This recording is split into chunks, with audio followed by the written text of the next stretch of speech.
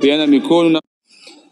طيب أنا سمع الإمام الحافظ العراقي رحمه الله تعالى وإذا كان هو نيتقبقوا متوم صلى الله عليه وآله وسلم لم يفعلوا حجفان كتين شكو بيان ميكوننا ونواك صلى الله عليه وسلم لم يفعلوا ذلك حجفان هيلو متوم والله مع عصمته pamoja na kukingwa kwake na kuingia katika madhambi ma'a ismatihi pamoja na kukingwa kwake na kitendo cha mtu kuingia na kitendo cha kuingia katika madhambi wantifai ribati na kuondoka tuhma anhu juu yake mtume wa Allah wantifai ribati anhu na kuondoka tuhma juu yake mtume wa Allah. Yani hajawahi kutumiwa hata siku moja kwamba labda amefanya kitu fulani kwa mwanamke fulani, hana dosari yoyote katika masala haya, yani ni mkamilifu katika masala haya. Faghayruhu aula bidhalik, basi asikuwa. Lakini pamoja na hayo Mtume salama hakuwahi kugusana na wanawake, hakuwahi kupeana mikono na wanawake, basi asiyekuwa mtume wa Allah ni bora zaidi yeye akae mbali na hilo. Sawa. Aidan vile vile hadithun sahihun, hadithi ambayo ni sahihi. Aidan vile vile rabi, hadithi ya ngapi? Dalili ya 4. Qala sallallahu mtume wa Allah amesema li an yut'ana mtu li an yut'ana fi ra's rajulin bimikhiyatin min hadidin, mtu kuchomwa katika kichwa chake. Li an yut'ana fi ra's rajulin, mtu kuchomwa katika kichwa chake bimikhiyatin, kwa kutumia mikhyat. Mikhyatun nini? Hapo chini ametuambia hapo al-mikhyatu al-ibratu. Mikhyat maana yake ni sindano, min hadidin, kutokana na chuma. طيب kwa anasema li an yut'ana fi ra's rajulin, mtu kuchomwa katika kichwa chake bimikhiyatin min hadidin, kutokana na sindano ya chuma. Khairul lahu, ikaingizwa katika kichwa yake akachomwa. Khairul lahu, kitendo hicho ni bora kwake yeye. Min an yamassa mra'atan, kuliko kumgusa mwanamke. La tahillu lahu, ambaye si halali yake. Hadithun sahihun fi silsilati as-sahiha. Li an yut'ana fi ra'si ahadikum, kuchomwa sindano ya chuma, kuchomwa sindano katika kichwa cha mmoja wenu. Au fi ra'si rajulin, au katika kichwa cha mwanaume. Bimikhiyatin, kwa kutumia sindano. Ndio akatumia al-mikhiyatul ibra. Al-ibratu mikhyatu maana ni sindano. Min hadidin, kutokana chuma. Hadithun sarihun, ni hadithi iliyo wazi. Wa sahihun, na ni sahihi. Fi tahrimi, usiana uharam musafahati almar'ati lirrajul, wa mwanamke kupeana mkono na mwanaume. Al-ajnabi, wa kando. Wal aks, na kinyume chake.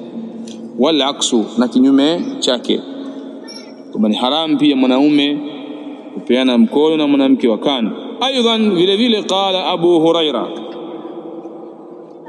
amesema Abu Huraira radhiyallahu anhu an salama kutoka kwa mtume wa Allah, kutiba ala ibn adama nasibuhu min az-zina,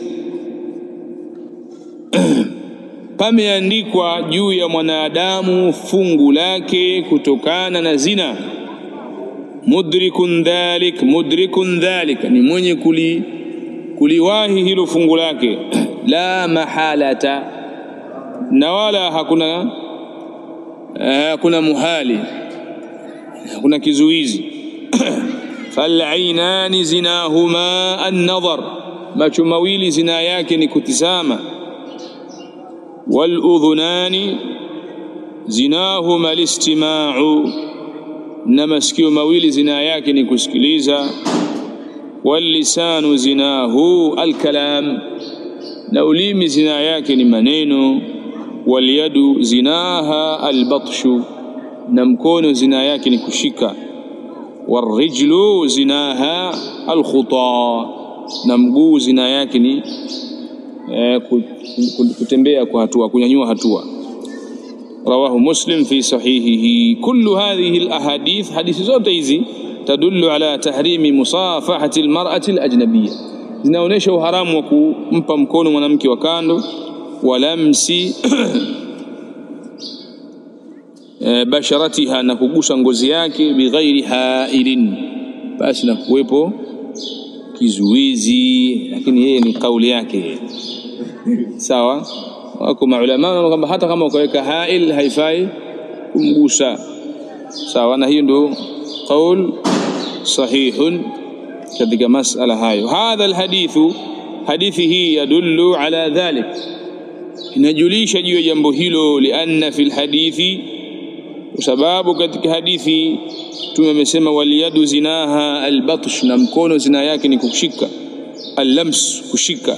Faliyadu idha lamasat almuharrama, basi mkono utakapokuwa umegusa au umegusa kitu cha haram, faqad zanati alyad, basi mkono umeshazini.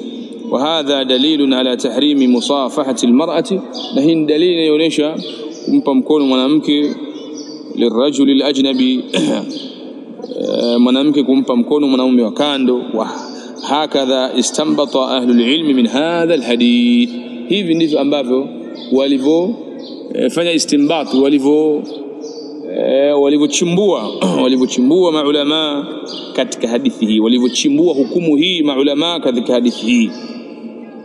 Waqala bitahrimi masi almar'ati, na amesema juu ya uharamu wa kumgusa mwanamke.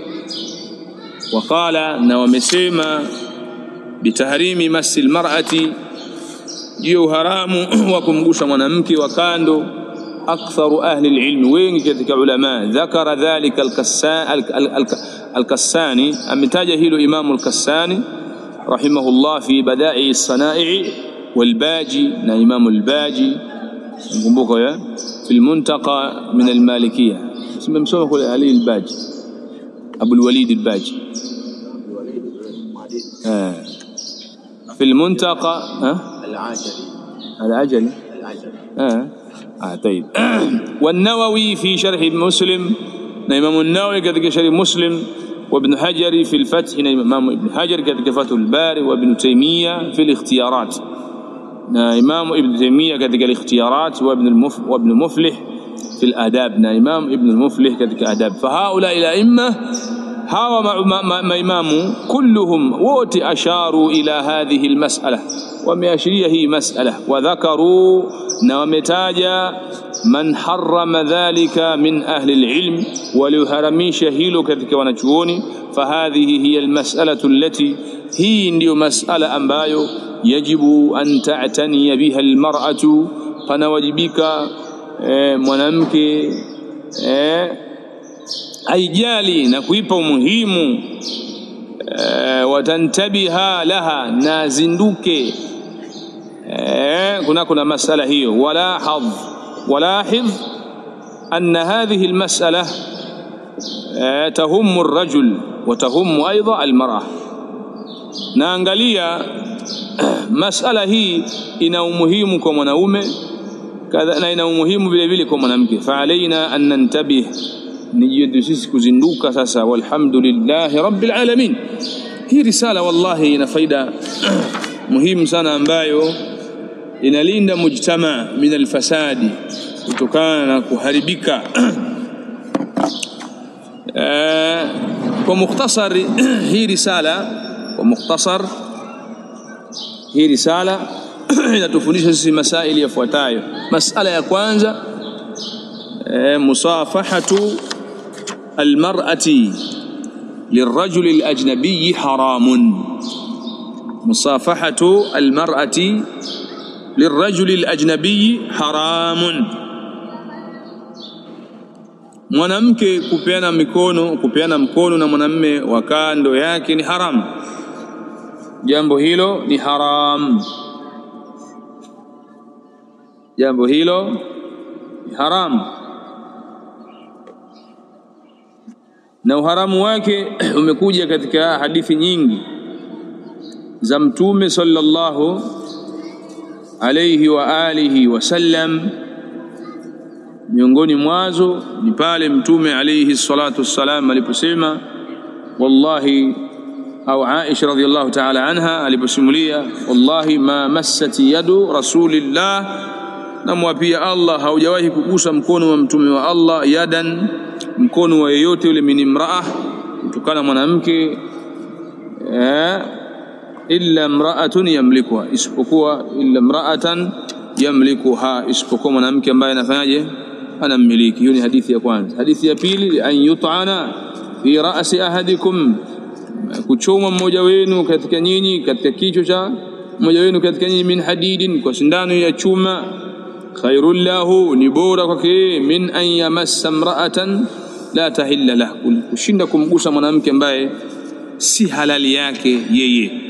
Hiyo ni dalili ya pili.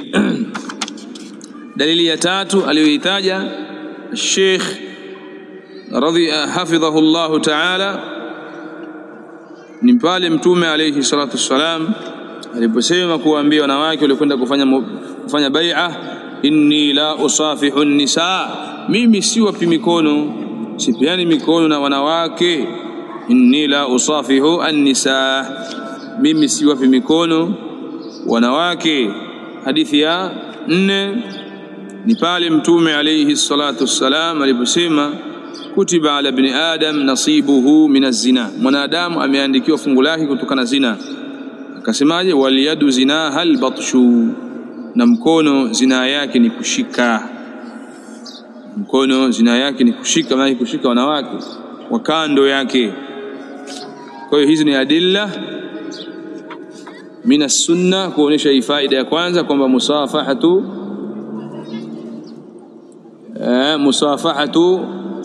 almar'ati lirrajuli alajnabi haramun, mwanamke kupeana mikono na wanaume wa kando ni jambo la haram. Alfaidatu thaniya, faida ya pili ambayo tunajifundisha katika hii risala. Alfaidatu thaniya, faida ya pili ambayo tunajifundisha katika hii risala ni bayanu au